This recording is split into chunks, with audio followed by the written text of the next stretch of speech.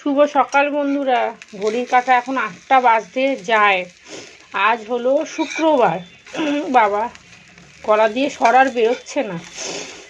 আর এখানে চা বসিয়ে দিয়েছি, ভাত ফুটছে। তন্ময়কে কি রান্না করে দিয়েছি দেখাচ্ছি আপনাদেরকে।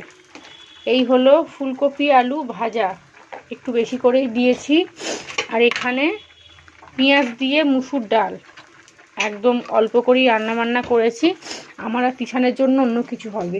আর এখানে ডিম ভাজা, ব্যাস। ডাল, ফুলকপি আলু ভাজা, ডিম ভাজা, ভাত। এই হলো আজকে তন্ময়ের দুপুরের লাঞ্চ মেনু। চাটা বসিয়ে দিয়েছি। আর তিশান পড়তে গেছিলো 7টার সময়, কুকুরে তাড়া করেছে, পালিয়ে এসছে। সে একদম হাত পা ছড়ে গেছে, পড়ে গেছে। ও বলছে মা আমি আর ওখানে পড়তে যাবই না। আর তন্ময়ও বলছে ছেড়ে দাও, আর পাঠিও না, কারণ যা শুরু হয়েছে ওখানে কুকুরে একটা কামড় দিলে বলুন না কি সর্বনাশটাই না হবে। টাকার থেকে বড় কথা হচ্ছে বিষটা শরীরে ঢুকবে। চলুন, ডিম ভাজা হয়ে গেছে, চাটাও হয়ে এসছে, নামিয়ে দেবো। ভাতটা উবুর করে দিই। এখন 8টা 10 হতে যায়। এখন বাজে 9:30। ঘরদোর ঝাঁট দিয়ে মুছে নিয়েছি। আর এই বিছানার চাদরটা না পাল্টালাম। সিল্কের যেটা পেতেছিলাম খালি হরকে হরকে চলে আসছে, জানে না। তন্ময় বলছে তুমি আগে তোলো। আর এই বিছানায় যেহেতু নেই, গদি নেই, সেই জন্য খালি সরে সরে চলে আসছে। সুতির চাদরগুলো না একদম টাইট ফিট হয়ে বসে থাকে। আর এই যে গতকাল যে কন্টেনারগুলো মেজেছিলাম ওই গামলাটার মধ্যেই রেখেছি। আর এইটাও মেজেছিলাম, বাথরুমে নিয়ে গিয়ে মেজেছিলাম, ওইখানে হচ্ছিল না। এখন এখানে রেখেছি, পরে গোছাবো। ঘরদোর ঝাঁট দেওয়া মুছা হয়ে গেছে। আর এদিকে বিছানাপত্র তুলে নিয়েছি। তিশান এতক্ষণ শুয়ে শুয়ে ফোন দেখছিল। বিছানাপত্র তুলে নিয়েছি। চলুন এবারে ব্রেকফাস্টের পালা। তিশান খাবে চানাচুর মুড়ি।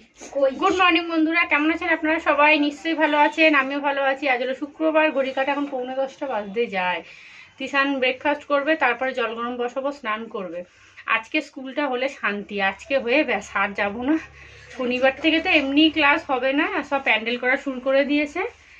আর ও আজকে হাতের লেখাটা জমা দিয়ে দেবে, ব্যাস। আর মঙ্গলবারে সন্ধেবেলা যেতে হবে। আর মঙ্গলবার সন্ধেবেলা একবার যাব, ওই ছোট বৌদির ছেলে যে হাতের কাজ দিয়েছে, আরও বাচ্চারা যে দিয়েছে ওগুলো সব সাজাবে।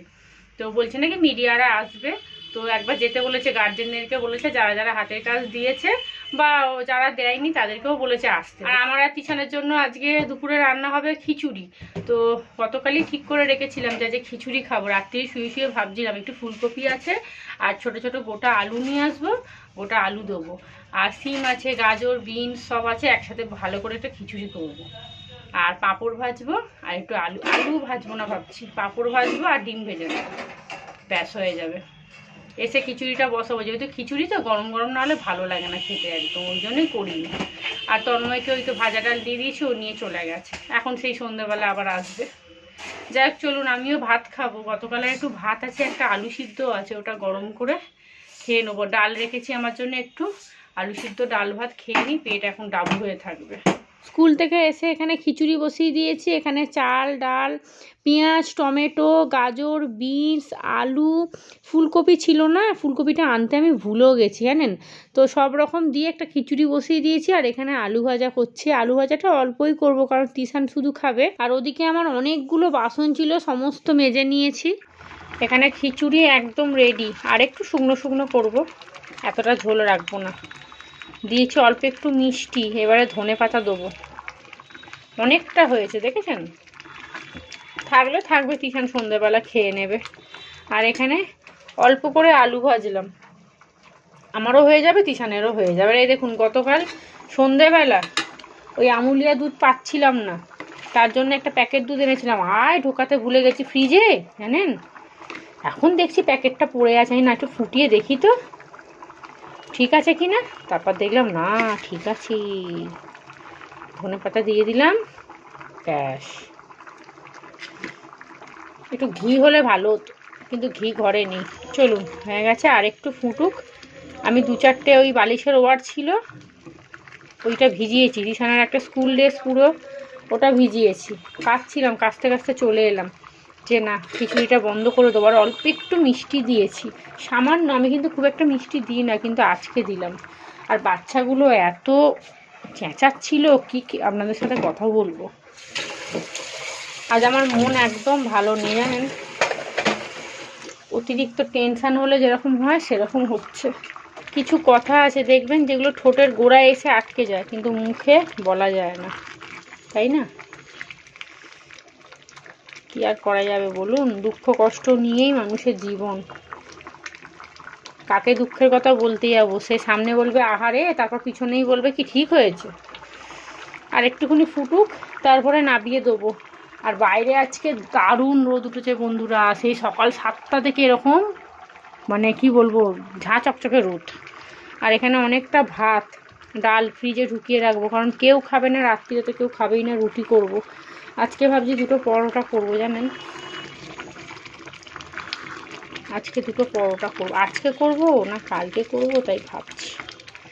আগে রুটির কথাটা তুলে দেখবো, যদি দেখি কিছু বলছে না তাহলে রুটি করব, আর নাহলে পরোটা করব। চলুন একটু মুখে দিয়ে দেখি নুনটা ঠিক আছে কিনা। স্নান করে চলে এসেছি। এই হলো আজকে আমাদের দুপুরের লাঞ্চ মেনু। এই যে এখানে খিচুড়ি, গোটা গোটা ছোট ছোট আলু দিয়েছি। এই আলু ছিল না জানেন, আমি বাজার থেকে নিয়ে আসলাম, স্কুল থেকে আসছিলাম, অল্প নিয়ে এসেছি, 1 কেজির মতো নিয়ে এসেছি, খানিকটা দিয়েছি আর খানিকটা আছে। আর এখানে তো দুধ বাদ দিন। আর এই হলো আলু ভাজা। আর এখানে আমি একটা না শাটিং মাছ বার করে রাখলাম, এসে ভাজবো, গরম গরম ভাজা, খুব ভালো লাগবে খেতে। চলুন এবারে রান্নাঘরটা একটু পরিষ্কার করে নিই। পাঁপড়টা এখন ভাজবো না, পাঁপড়টা পরে ভাজবো, বৌদি চলে আসবে না হলে। রান্নাঘরটা একটু ওপরই আজকে মুছলাম, দেখুন কত বাসন পড়ে আছে, এখন মাজার টাইম নেই। এখানে একটু লিকার চা করলাম, খুব মাথাটা ধরেছে, জামা কাপড়টা মিলে দিয়ে আসি চলুন। আর আমাদের এই ড্রেনটা আজকে পরিষ্কার করলো, 2টো ড্রেন। চলুন জামা কাপড়গুলো মিলে দিয়ে আসি, কারণ বৌদি আসার সময় হয়েই গেছে, আমাকে জামা পরতে হবে আগে। স্কুল থেকে চলে এসেছি, এসে খেতে বসে গেছি। আজকে আমার দুপুরের লাঞ্চ মেনু খিচুড়ি, আলু ভাজা, এখানে পাঁপড় ভেজেছি নিয়েছি, আর একটা শাটিং মাছ ভাজা। আর তিশানকে কিন্তু ওই ঘরে খেতে দিয়ে দিয়েছি, ও তো মাছ খাবে না, শুধু পাঁপড় ভাজা আলু ভাজা ওকে দিয়ে দিয়েছি। গুড ইভিনিং, সন্ধে এখন 1:45 বাজতে যায়। চলে এসেছি রান্নাঘরে, প্রেশার কুকারে বসিয়েছি মুগ কড়াই, আজকে হবে তরকা রুটি। আর এখানে বাসন কোসন তো যা ছিল সব মেজে নিয়েছি, তবে অল্প একটু আবার পড়েছে। আর তন্ময় চলে এসেছে, ওকে এই যে এইটার মধ্যে একটা ডিম ভেজে দিয়েছিলাম, ও এসে খিচুড়ি আর ডিম ভাজা খেয়েছে, আর তিশানও অল্প একটু খিচুড়ি খেয়েছে। আর এখানে আমার জন্য একটু ঝালমুড়ি আনতে দিলাম, অবশ্যই আমতেল দিতে মানা করে দিয়েছি। আর এখানে আমার আটা মাখাও হয়ে গেছে, আর খিচুড়িটা যে পুরোটা উঠে গেছে শান্তি, কারণ ফ্রিজে যে খাবার ঢুকবে সেটা একমাত্র নয় আমাকে খেতে হবে, আর নয় মাকে খেতে হবে। আর এখানে কিন্তু খিচুড়ি কড়াটাও এখনও মাজা হয়নি, রাত্রিরে একেবারে সব বাসন মাজবো। এখানে ঝটপট করে আগে রুটিটা সেঁকে নিই, আর তরকাটাও করতে হবে। আজকে অনেকটা রাত্রির হয়ে গেল, তার কারণ হচ্ছে সন্ধ্যেবেলা একটু গেছিলাম তিশানের জন্য একটু আন্টি খুঁজতে, সামনাসামনি গেছিলাম, তো 2-1 জনের খোঁজ নিয়ে এসেছি, কিন্তু সেইভাবে যে একদম মানে দিতে পারবো ঠিকঠাক হয়ে গেছে সেরকম এখনও পাইনি জানেন। এইবার এইটা নিয়ে আমার মাথা খারাপ হয়ে থাকবে যতক্ষণ আমি ওকে কোথাও না পড়তে ঠিকঠাক ঢোকাতে পারবো। আর সামনেই পরীক্ষা, কি সমস্যা হয়েছে বলুন তো। আর ওই গলির মধ্যে এত কুকুর, একবার তো আমাকে ফেলে টেলে দিয়ে সে তো মানে এমন অবস্থা, সে আর আপনাদেরকে কি বলবো। আর ও যেখানে ভয় পেয়ে আছে সেখানে আমার মনে হয় না ওকে জোর করে পাঠানোটা উচিত, কারণ ওই গলিটাতে ঢুকতেই ভয় পাচ্ছে। আমি তো নিজেই ভয় পাই, আর সেখানে ও দেখছি এখন ভয় পাচ্ছে। কটা দিন না ও একা একাই চলে যাচ্ছিল, এতটা সাহস হয়ে গেছিলো, কিন্তু এই যে আবার মাঝখানে তাড়া করেছে, আর যেতে চাইছে না, বলছে আমি আর ওখানে পড়তেই যাব না। তো যাই হোক, এখন খোঁজাখুঁজি শুরু করেছি, দেখি কি হয়। চলুন, রুটি হয়ে গেছে, এখানে তরকাটাও বসিয়ে দিয়েছি, পেঁয়াজ টমেটো ভালো করে ভেজে নিলাম। আর এইবারে আদা রসুন বাটা দিয়েছি, হলুদ গুঁড়ো লঙ্কার গুঁড়ো দিয়ে ভালো করে একটু মশলাটা কষিয়ে নেবো।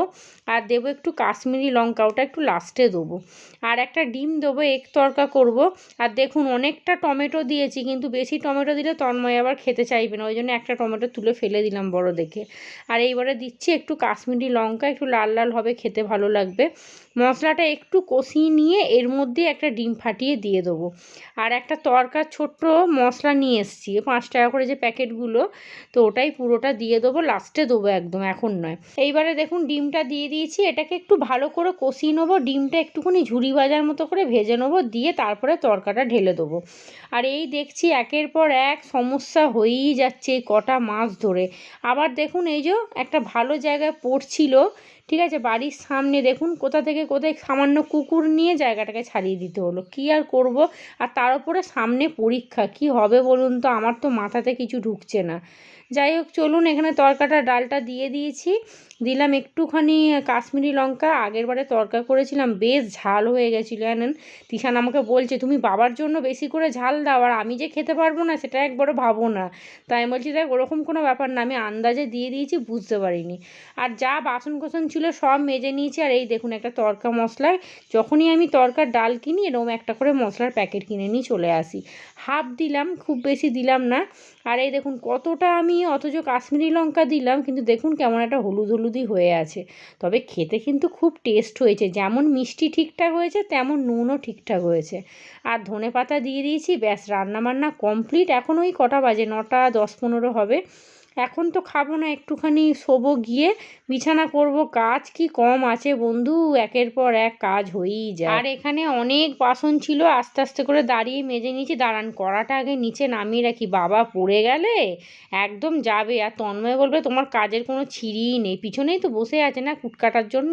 চলুন আপনাদেরকে রাতের খাবার আর একবার দেখিয়ে দিই। এখানে হটপটে গরম গরম রুটি আছে, আর এখানে করেছি এগ তরকা বলতে হবে কারণ ডিম আছে না। আর এই ছোট ছোট বাটির মধ্যে একটাতে ডিম আছে আর একটার মধ্যে দুধ আছে, যেটা ফ্রিজে ঢুকবে। তাহলে চলুন আজকের ব্লগটা এখানেই শেষ করছি। আপনারা সবাই ভালো থাকবেন, সুস্থ থাকবেন, সাবধানে থাকবেন। আজকের মতো সবাইকে জানাই গুড নাইট। সবাই খুব ভালো থাকবেন, সুস্থ থাকবেন।